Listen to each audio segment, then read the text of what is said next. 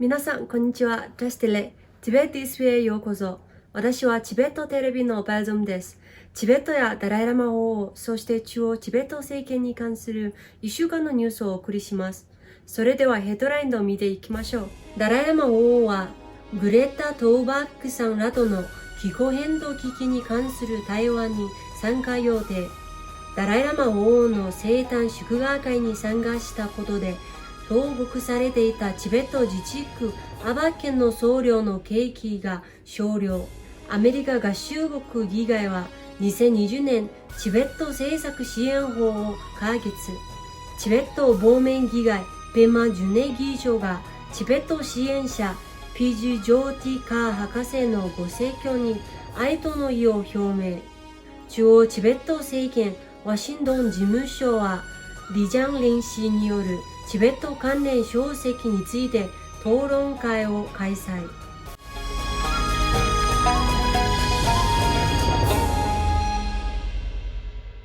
ダライラマ王王は2021年1月10日、一流の科学者や気候変動活動家のグレッタ・トーバックさんらによって行われるフィットバックグループなどによる気候緊急事態に関する対話に参加される予定です。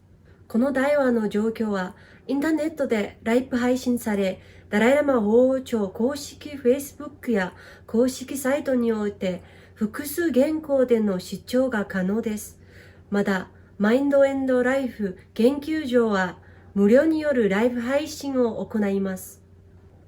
2015年当時、チベットの精神的指導者であるダライラマ王王の誕生祝賀会に参加したことで、投獄されていたチベット自治区アバ県の僧侶アジャジャ氏は中国の刑務所で5年以上にわたり拘禁された後に釈放されました。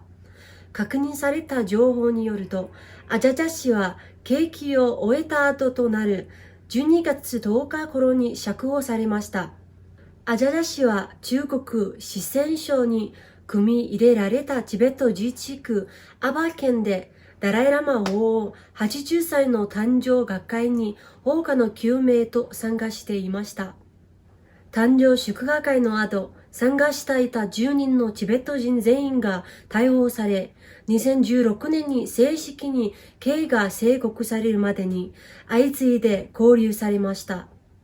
アメリカ合衆国上院外交委員会は今週月曜日の深夜、2020年チベット政策支援法を全会一致で可決しました。中央チベット政権は2020年チベット政策支援法が全会一致で可決した成果について、チベット独立運動につながるものであり、チベットの自由に向けた歴史的成果として歓迎しました。中央チベット政権首席大臣のロブサン宣言博士は、法案を解決するための後押しをするために、ワシントン DC に滞在した最後の5日間、法案を解決するために尽力していただいたすべての方々、地方チベット人協会、Student for Free Tibet、そしてチベット国際キャンペーンなどのチベット支援団体に対して感謝されました。首席大臣は、この記念すべき法案は、チベット人の自由への取り組みに対して大きな後押しとなり、チベット国内で苦しむ600万人のチベット人を計測するものであると述べられました。また、チベット亡命議会ペマ・ジュネ議長は、アメリカ合衆国が真実、正義そして人間愛に対する支援を証明したと述べられました。この法案はアメリカ合衆国による歴史的な2002年チベット政策法が更新されたものです。2020年チベット政策支援法はダライラマ法王の後継者を含むチベット人仏教指導者らの後継者について中国政府による干渉を受けることなくチベット仏教徒らによる決定に委ねることをアメリカ合衆国政府の公的な政策とするものです。アメリカ合衆国への入国拒否を含む中国当局による干渉はゴバル・マグニンツキ人権問責法による制裁の対象となります。またこの法案は第三極とも位置づけられるチベット公園の環境を守ることについても強調されています。さらにこの法案はチベット自治区ラーサ市への新たなアメリカ合衆国領事館の設置を提案しています。ラーサ市への領事館新設が滞れば、中国はアメリカ合衆国内に新たに領事館を開設することを制限されることになります。したがって、このことはアメリカ合衆国と中国間の互恵的な相互関係を補完するものと言えます。2020年、チベット政策支援法は、中国に関する議会執行委員会委員長、トム・ランドス人権委員会、ジム・マケガワンアメリカ合衆国下院委員、そしてマルコ・ルビオアメリカ合衆国上院委員による超党派の支援を受けてアメリカ合衆国議会に法案が提出されました。